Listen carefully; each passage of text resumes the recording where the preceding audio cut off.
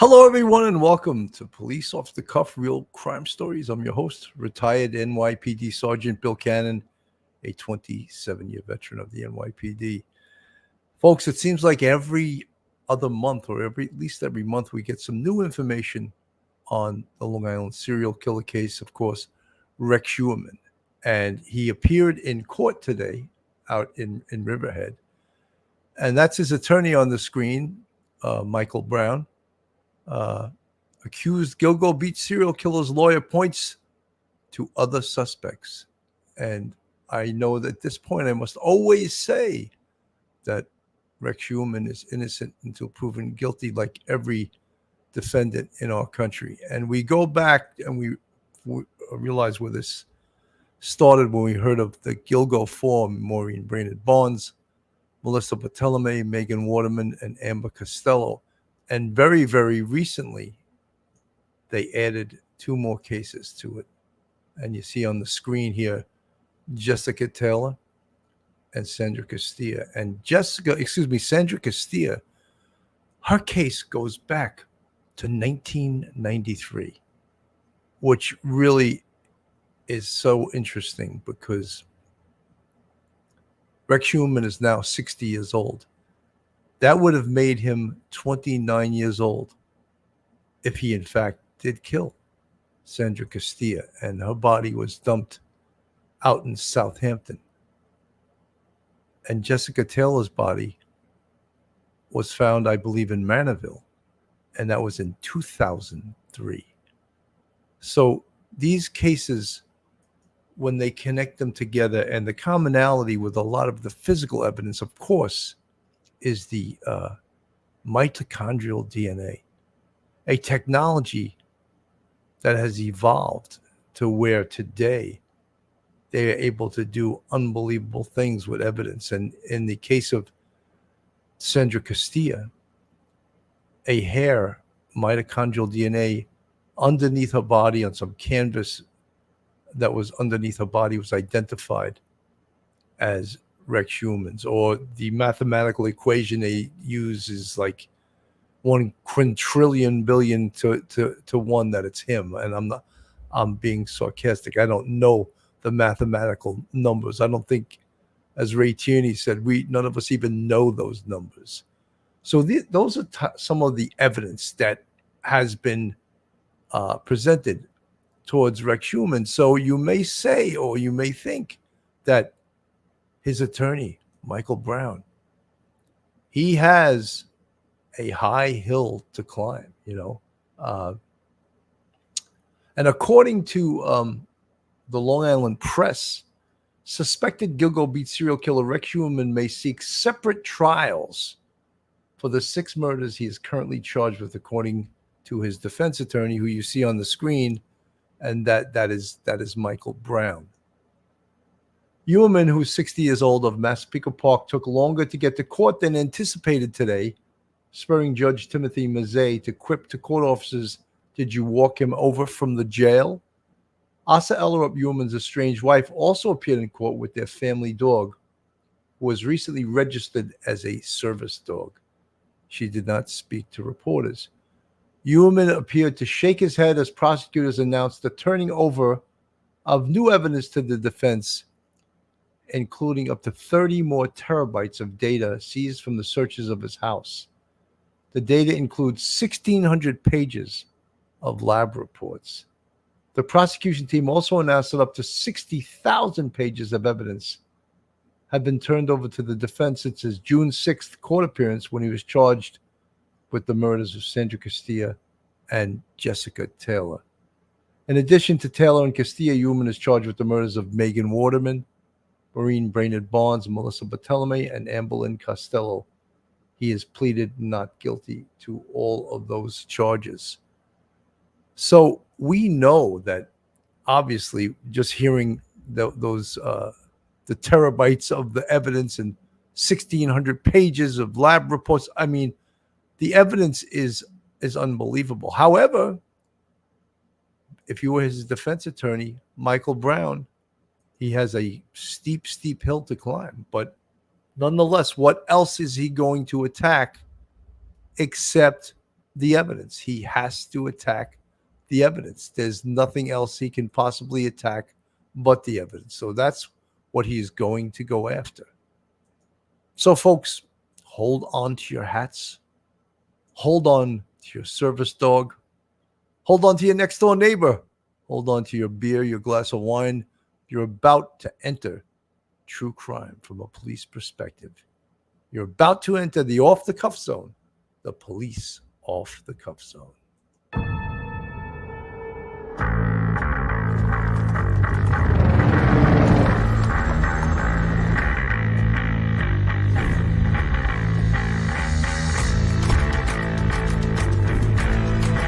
There has to be some common sense. Yes, sir. They have the car stopped in 10th and Ranch, Michael Byler. We still don't know who pulled the trigger.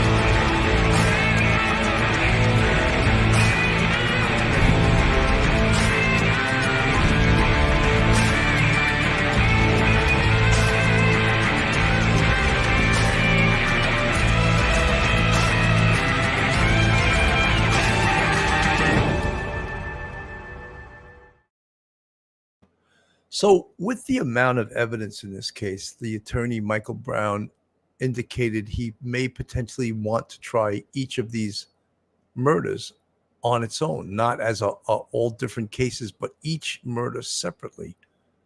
My God, that would take years and years and years, I think. But he may want to do that.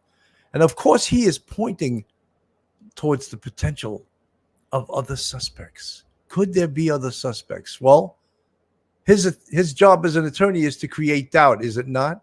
So let's hear what he had to say today outside of court. Guilty. So certainly there are other people I believe are suspects. The attorney for Rex Heuermann, the suspected Gilgo Beach serial killer, had a lot to say after court nearly 2 months after his client was charged with murdering 2 more women for a total of 6. I'll take you to Long Island and tell you what happened inside the courtroom and what lawyers on both sides are saying. Safe to say he would be a suspect, yes. Plus, the lawyer for Rex Heuermann's children is here, pushing back against claims by another lawyer that Heuermann's daughter was involved in the murders. It would be a substantial judgment, I'm sure, for defamation because his words are defamatory. Welcome to Crime Fix. I'm Anjanette Levy. Rex Heuermann was back in a Suffolk County courtroom today, and the hearing had to do with the evidence that the state has turned over to Heuermann's attorneys. This is Heuermann's first court appearance since June, when a grand jury indicted him for the 1993 murder of Sandra Castilla. So that one, when they talk about 1993, as I said earlier, in 1993, Rex Heuermann would have been 29 years old. And that was out further on eastern Long Island. The body was discovered in Southampton. And modus operandi changed over the years, because in the murder of Sandra Castilla, it was overkill. She was stabbed over 30 times and her body was cut apart. And that potentially was his MO back then. But he evolved, as many serial killers often do.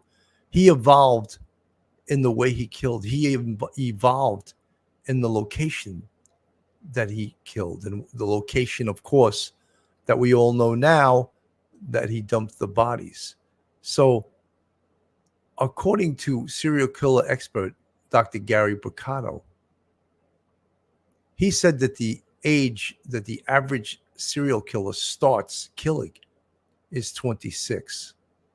So if Rex Heuermann started in 1993, if in fact he committed the murder of Sandra Castilla, who you see on the screen right now, if he in fact murdered this woman,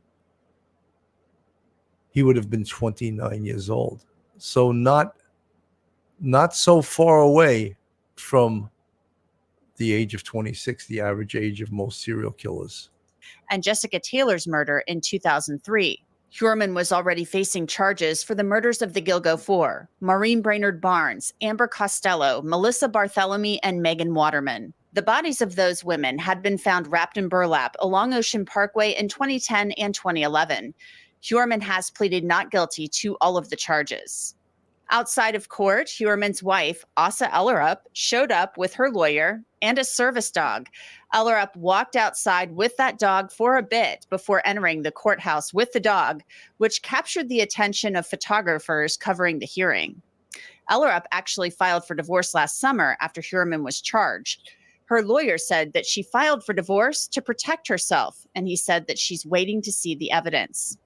Ellerup and her two children, Victoria Huerman and Christopher Sheridan, are filming a documentary with a reported 7-figure payday. We'll hear from their lawyer in just a bit, but first, Huerman's lawyer, Michael Brown, talked about a number of things after court, including the 2 new murder charges his client faces. Take a listen. The Castillo murder I've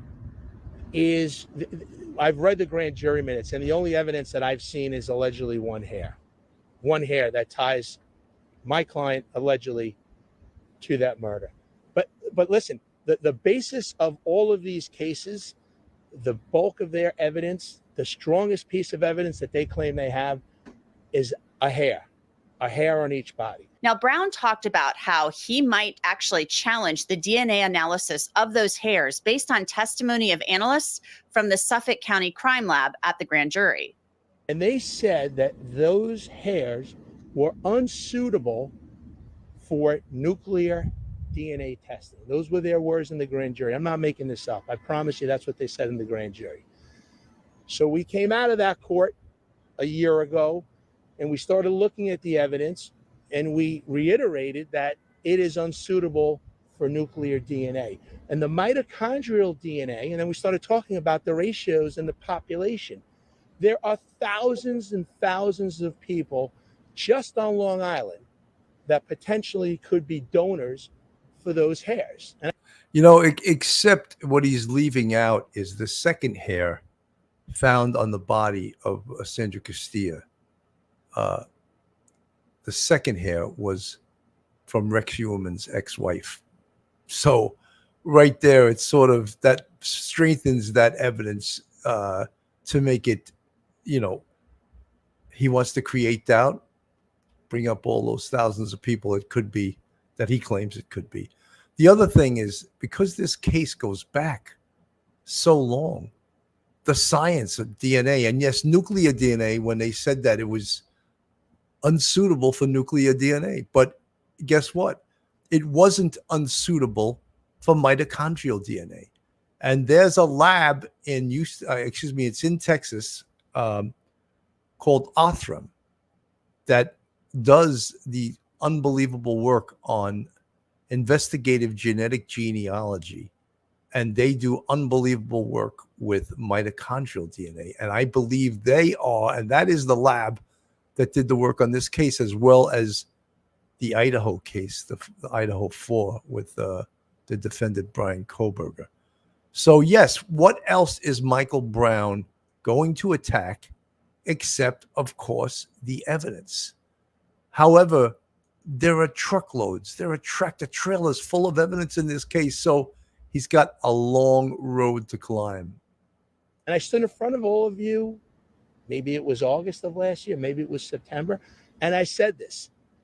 And within months of me saying this, now all of a sudden, magically, we have a company in California that says, no, we're able to do nuclear DNA testing. And here are the results.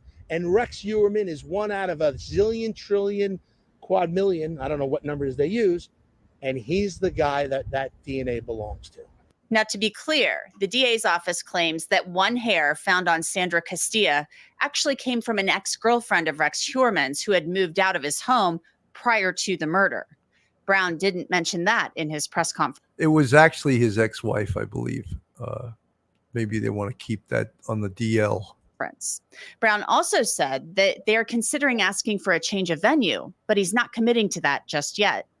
Last month, the DA revealed that they recovered documents from one of Huerman's 350 electronic devices seized from his home in the spring. One document has categories labeled problems, supplies, DS, and TRG.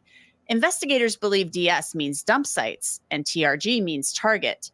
Under problems, a number of items are listed, including DNA, tire marks, bloodstains, fingerprints, witnesses, trace sources of supplies, shoe prints, police stops, and the list goes on. The supply list also sounds like things that could be used to torture a person or possibly clean up a crime scene or keep clean. The DA also believes Huerman studied the book Mindhunter by FBI profiler John Douglas, who studied serial killers. Here's Brown's response to that. The 2 pages that basically mimic the Mindhunter book, I've seen it, yes.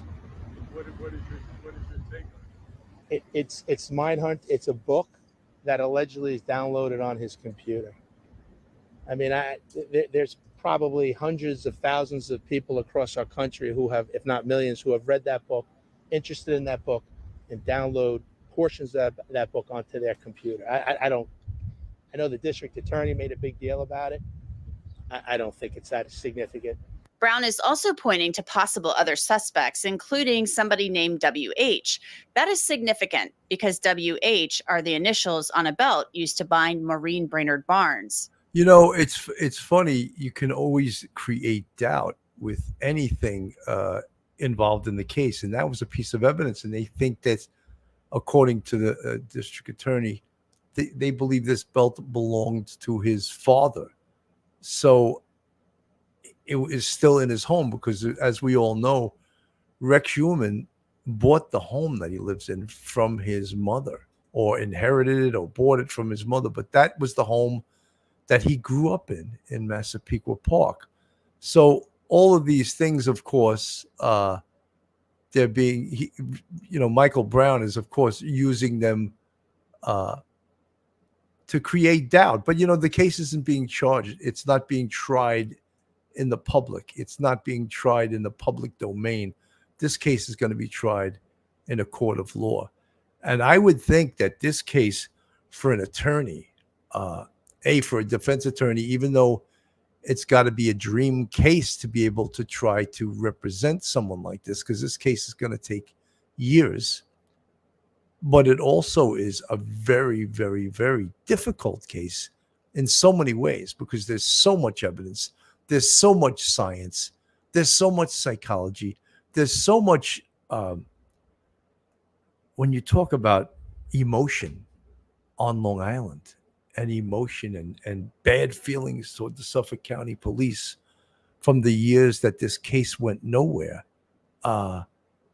it's an unbelievable case. And Michael Brown, of course, has his work cut out for him. We talked about WH, right? I know we've talked about that in the past, and I had good knowledge that the former DA in this county was prepared to move forward with an arrest of this suspect, WH. Now, WH is so significant because that's the belt, but yet it's my client's grandmother's uncle's neighbor, and therefore it's tied to my client. But you had a WH who they were attributing that belt to. You folks haven't seen Discovery, unfortunately. The sole reason, in WH, there were probably 30 strong points of evidence at WH. The sole reason that they decided not to charge WH is because there's an overlap in phone calls. WH's personal phone and this burner phone. So because people can't have 2 phones on at the same time, WH has been eliminated as a suspect. That doesn't make any sense to me. But what happens is you take a narrative and every piece of evidence, and that's what you go with. And that's the case that we have here. For his part, Suffolk County DA Ray Tierney is standing by the allegation in court documents that Rex Huerman committed the murders. He's also keeping to his word to move forward with the investigation into all of the bodies found on Gilgo Beach and in Manorville. We've said right from the very beginning that we were going to expand the investigation off of the original Gilgo 4 off of the beach. I think the last indictment has illustrated that. So that work continues, but as well as the arduous work of preparing this case for trial. Tierney says the task force has received 7,000 tips. One point that Tierney and Michael Brown can actually agree on, there's a massive amount of evidence to go through in this case. We have 6 murders which are alleged to have been committed by this defendant. We need to prove that. We're forward to doing that. But so all of the underlying casework for each of those murders, one murder occurred in 1993, 2003, 2007, 2009, and two in 2010. So all those individual caseworks, and you have missing persons files, which we have to provide. And then you have tips, which you have to provide. You have phone work, you have lab work, you have electronic devices. You have to provide all of the work from that, not only the work, the underlying data, when you're talking about scientific, forensic evidence, electronic evidence. So you have to provide all of that. You know, folks, you just think of it that this case in no way can they make a mistake with the discovery. Imagine a judge threw a case out because the prosecution didn't do the right thing with the discovery, because we've seen that before, haven't we? We saw that in the Alec Baldwin case in New Mexico. The whole case was thrown out. So think of the voluminous, just the tractor trailers full of evidence in this case, and think of how exacting that Ray Tierney and his team of prosecutors have to be in presenting the discovery evidence to Michael Brown, because a case, believe it or not, can hinge upon that. And there's so much evidence in this case that it's mind-boggling. And when Michael Brown talks about, attacking the evidence and creating doubt and all this thing, which he's doing in the public, because this case, again, will not be tried in the public or in the press. It'll be tried in a courtroom. But when we think of anyone that's ever followed this case, the totality of the evidence, the burner phones, the Escalade, was it? The Avalanche, the Chevy Avalanche. That was one of the keys to this case. Remember the eyeball witness with the disappearance of Amber Costello, the pimp/boyfriend that's identified as Rex Human as looking like this 6'5", 6'6", 300-pound ogre. That was the word he used, ogre. And he had a Chevy Avalanche. And for years, that piece of evidence and that complaint follow-up was in the case folder. And 2 months after the task force was formed, they found that car and identified that vehicle as belonging to Rex Human. Unbelievable, right? So for years before that, 12 years, 13 years, nothing. And all of a sudden, they put this task force together. They do a deep dive into the case folder, and they find this Chevy Avalanche, and they find this 6'6" ogre by the name of Rex Human. And then all the police work starts. I mean, there was police work done before that, but now they ramp it up. They search his computer remotely. He had no idea they were searching his computer. That's an amazing thing, right? So computer geeks, computer experts search his computer, and they find some extremely disturbing things on his computer. Most of them were memorialized in that 37-page, it was initially a 32-page bail application document. It's now grown to 37 pages. And some of the things they found in there was so disturbing. And I'll go into a little bit of it later, but that document where basically his preparation document, and that was encrypted. They were able to open that, and it was a Word document. It's just unbelievable. And again, there's some distractions in this case too. And I'll put this back up on the screen. And these are some of the distractions. Herman's family, particularly his children, Christopher Sheridan and Victoria Hurman, think about their father being charged with murdering 6 women. Ves Matev represents the children of Rex Hurman.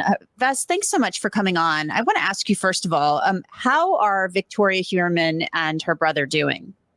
Thank you for the invite. Certainly, nothing's really changed. As we've said all along, they're constantly living in a state of evolving or devolving chaos, depending on which day of the week it is. So they're more or less the same. I mean, just because they've gotten used to traversing this uncharted waters for the last year and a half doesn't mean it's gotten any easier at all. And it's just getting used to something. And I think their behavior and their conduct so far is a testament to the resilience of their character, because as I've said all along, I think certainly most of us would have crumbled long ago under the searing light of the microscope of the media and of all the flotsam and jetsam that they've had to endure as being unwilling participants in this macabre horror show.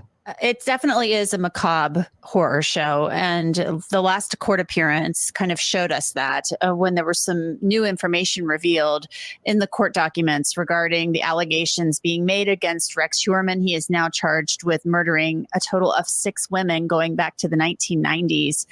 And there were some documents found on his computer, according to the Suffolk County DA, that showed a lot of really terrible, sadistic things. How are the kids dealing with that? I mean, I know they're adults now, but they were still the children of Rex Heuermann. An interesting little aside here is that this attorney, Vesmitev, was at one time the partner of attorney John Ray, the associate. He was in the same office. And now they are rivals because John Ray is the attorney who pointed the finger, saying that Victoria Heuermann is involved in these murders. And that is who Vesmitev, the attorney for Victoria Heuermann, that is who he's representing, going against his former partner. And we all remember this this little press conference, which sort of confused the case a great deal. In our society, they're cannibals, they're monsters, they're human devils, they're evil. The Heuermanns are part of that package. A strange and often disturbing news conference was held last week, suggesting the family of accused Gilgo Beach serial killer Rex Heuermann of also showing interest in these savage crimes. We're breaking down these latest allegations and whether there's really anything there. Welcome to Sidebar, presented by Law and Crime. I'm Jesse Weber. So this sort of does muddy up the whole case a little bit. And John Ray has a history. He also represented the family of Shannon Gilbert. Not only into Rex Heuermann, but also his family. Heuermann's wife, Asa Ellerup, and their now adult daughter, Victoria. Heuermann also has an adult son, Christopher, who is not named during this press conference. But let's take a listen. I'm in pursuit of Shannon Gilbert's killers and the full truth and the facts and circumstances surrounding all of these murders, as I've been from the beginning. I represent that family, the Gilbert family, and I represent several victims' families of Rex Heuermann who survived him and were attacked by him or stalked by him. So I'm not here today, by the way, to just speak about exclusively about Shannon, but I'm here to speak about what we have discovered regarding one of the children and the implications of that for the family. Yeah, so last week, Ray held a news conference to discuss a bevy of circumstantial evidence that his team uncovered. Now, to be clear, circumstantial evidence isn't direct proof that something happened. But as we well know, if you have enough circumstantial evidence, it can certainly lead to an arrest. It can lead to a conviction. But to be clear... So, this is... This whole press conference was just so bizarre that I don't even think Ray Tierney commented on it. That's the Suffolk County District Attorney. And I don't think he's taking calls from Attorney John Ray. And every time that I speak about John Ray, And I had John Ray on our show, and I respect the man. I like the man. However, I don't agree with a lot of things that he does. And he has a huge, huge fan club, believe it or not. There's many people that believe that John Ray kept this case alive, and there's truth to that, when no one else was talking about it. And there's a great deal of truth to that. Let me just go back to a little more of this press conference, because it was quite bizarre. Well, first of all, folks, this is Police Off the Cuff, real crime stories. If you like real crime, true crime, from a police perspective, then you're in the right place. And if you're not subscribed, go on our YouTube, hit that subscribe button, give us a thumbs up, ring that bell, and hit the like button. Share us with your friends and your family. Also, if you want to contribute to us, we have a Patreon with 4 different levels. We also have a YouTube channel membership with, count them, 5 different levels, and we appreciate all of our friends and our YouTube family that keep this show going, and we appreciate them very much. Let me go back to John Ray and some of the things he said at this press conference. Story by the Huerman family. Take a look at the first page and the picture that's to the right. That's Victoria Huerman as she tried to appear to the press when you first confronted her at the home in Massapequa Park. There she is in her little girl's uniform. She's 27 years old with a school bag draped over her. Her hair in a nice little bun. Very innocent looking person. The other picture is also Victoria Huerman, as she really is, as she portrays herself on the internet, as she actually looks. We've been sold a bill of goods.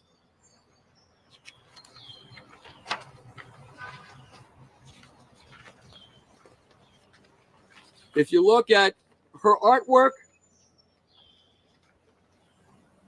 in the top page, her artwork consists that she posted online of a human skull. That's just the beginning. After the indictments, oddly enough, and you folks took the picture, you see Victoria Huerman walking out, I believe, from her house. And I thought it was odd when I saw it. But you'll notice she's wearing a shirt that depicts, right after her father is indicted, for these murdered women, it depicts a human skeleton. That's what she's wearing. This appears to be the remains of a human being that looks half eaten. Remember that. Folks, this stuff is just so bizarre, but I just want to show you a bit of it, because it's really, when you talk about circumstantial evidence, yeah, it's unprovable. And I mean, there's, Ray Tierney, the Suffolk County District Attorney, said that very early on in this investigation, perhaps earlier than I thought, that he would put something like that out there, that no one in the family was implicated in these cases. And every time Rex Huerman met with one of the escorts that disappeared, they investigated it and showed that the family was out of town.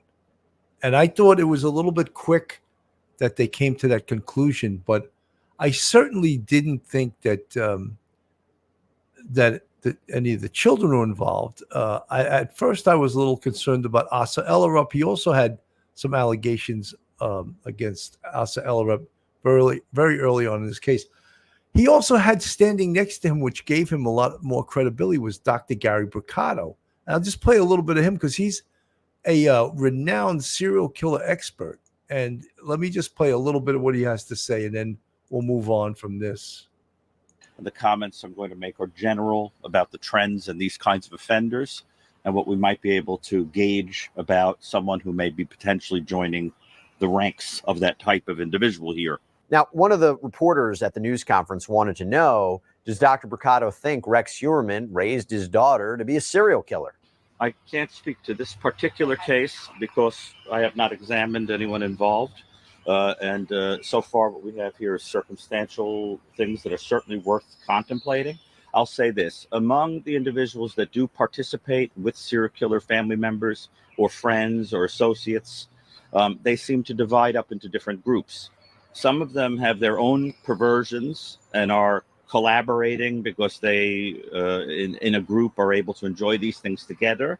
And some of them are individuals who have been traumatized or exposed repetitively to these kinds of things and are joining in with the offender, sometimes as a kind of Stockholm syndrome or attempt to survive, sometimes because it's been so desensitized for them that it's become normal in the home or environment in which they're operating. And sometimes there's no relation, that they just are interested in these kinds of unusual things on their own. But you have to take that on a case-by-case basis. And I think it's certainly worth thinking about, because I think we'd agree that what we're seeing here is certainly disturbing. So that was Dr. Gary Bricado. And I felt that gave more credibility than I think that this press conference deserved to get. The fact that he had Dr. Gary Bricado standing next to him. You know, when we look at the that now 37-page bail application document with all of the evidence coming in. Initially, the document was 32 pages. And the disturbing thing, and I think that Law and Crime just showed it, Anganette Levy showed it, but I'll put it up on the screen for a second. And this is the document that everyone refers to. And this was found that this is a big, huge piece of evidence, because when we talk about this case, yes, it's not just the DNA evidence. It's not just the burner phone evidence. It's not just the vehicle evidence. It's not the calls, the traced phone calls from his own phone and the GPS, all just, you know, as we talk about tractor trailers full of evidence. But this document specifically is really disturbing. And when it's almost a how to do it, a how he does it.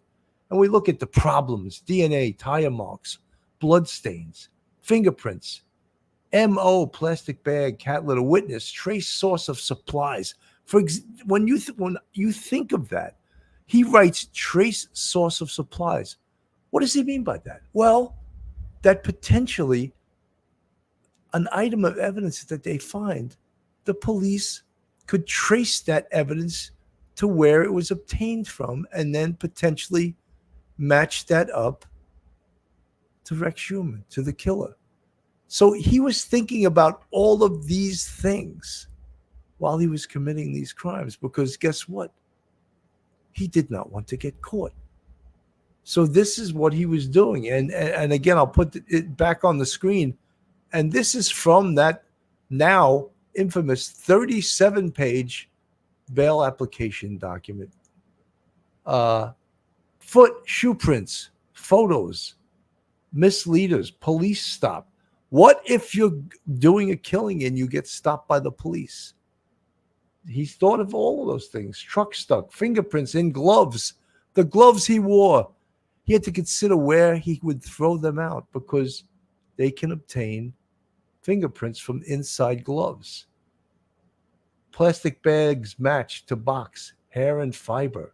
Supplies. Look at this, how well he thought of all this. Booties, lye, acid, police scanner, rope, cord, saw, cutting tools, hair nets, photo, film, burn can, foam drain cleaner, body wash. Look, this is disturbing, right? And through this document, and through the second search they did of his house, of his home, I believe they found out the disturbing details, is that he was not only killing these women inside this house, but he was torturing them inside the basement of his home, which is extremely, extremely disturbing. And we remember it was just in June that they went back a second time to process more evidence from this house. And that, as I said, we talk about all the evidence. This is also from that 37-page bail application document. And I'll put this up on the screen also.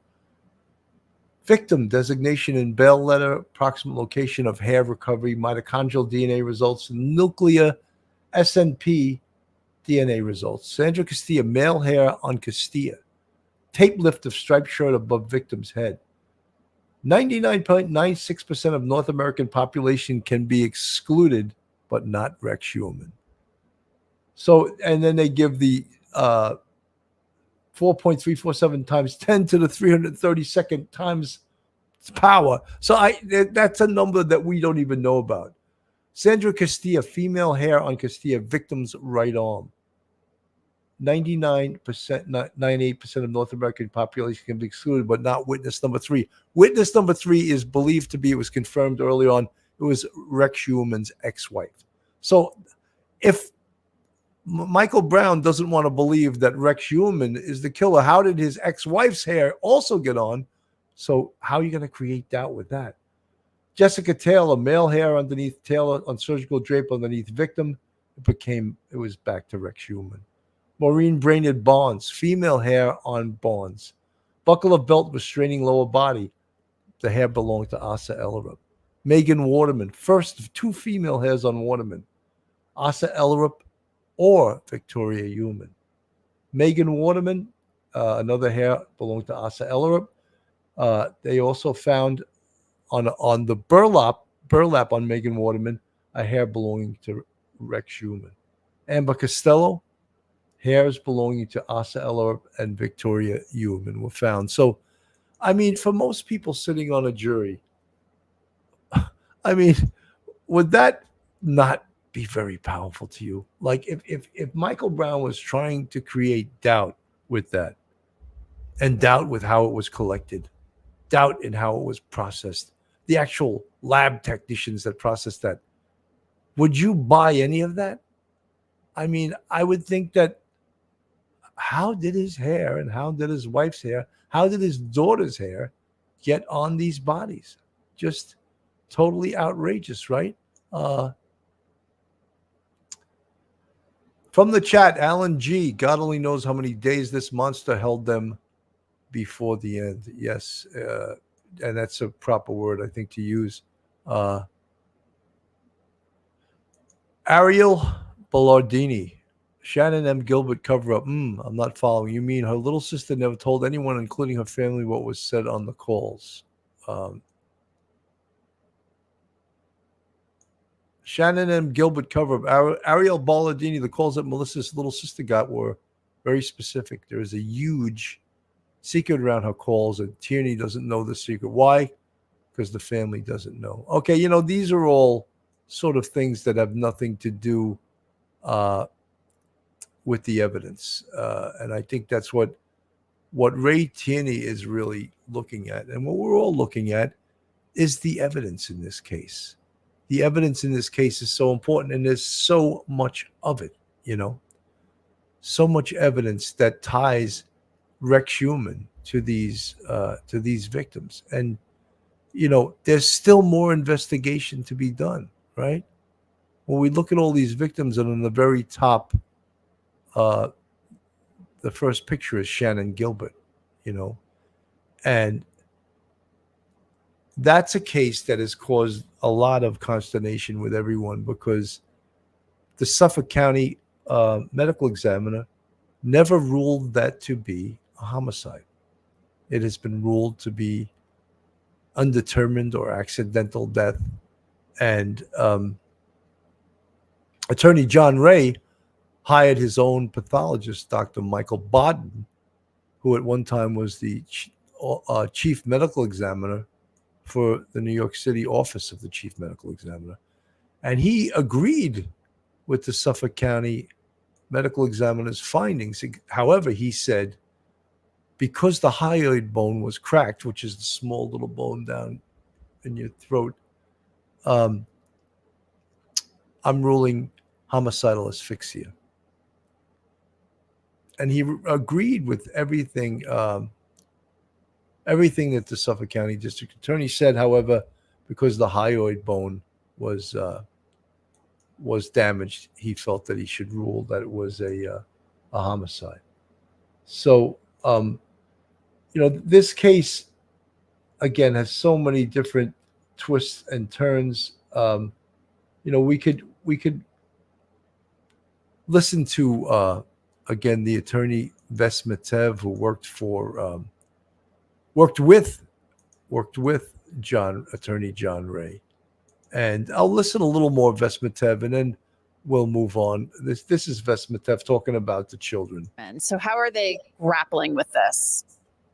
Well, I think that for whatever it's worth, the DA has at every turn gone out of its way to state unequivocally and repeatedly that children had nothing to do with any of the alleged acts, which are only allegations. And we've stressed that before. Now, Mr. Heuermann has extraordinarily capable defense counsel whose job it will be to, make sure that those allegations, do not amount to a conviction. That's his job. In the court of public opinion, though, my clients obviously have been the targets of some vicious and we contend defamatory attacks by sideshows and people wanting to get into the spotlight by making allegations that have nothing to do with the truth, such as that they were in any way involved in any of these acts, despite what the DA has said time and time again. And it's been widely reported, and I won't go into that, but their road is made much more difficult because of that, because of these, vile attempts at basically character assassinations,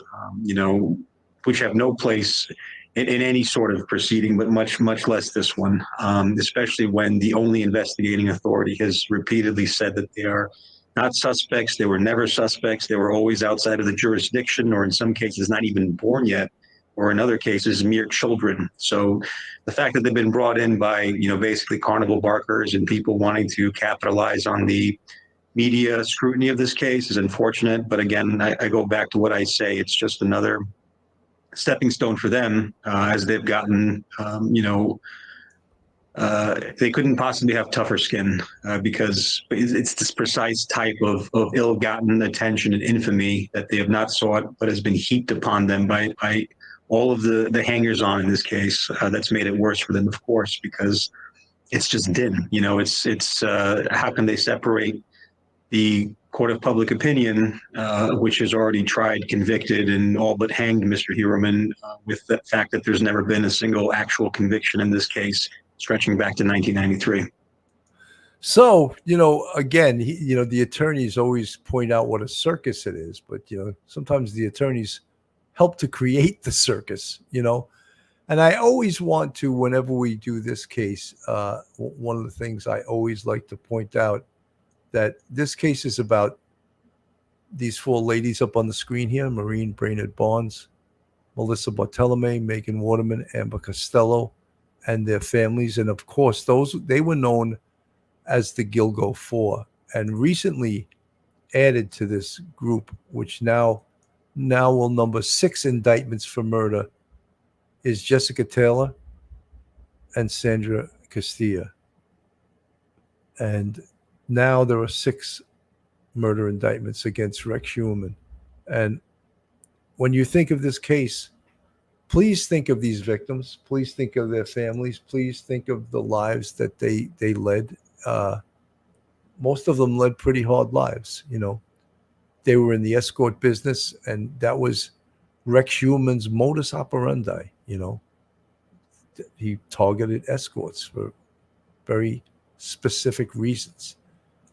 And the whole dissertation of this whole show today, that the accused Gilgo Beach serial killer's lawyer points to other suspects: Rex Heuermann's defense attorney, Michael Brown.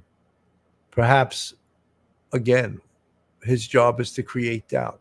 He wants to create doubt by pointing to other potential perpetrators in this. One of the things I always hope with this case is,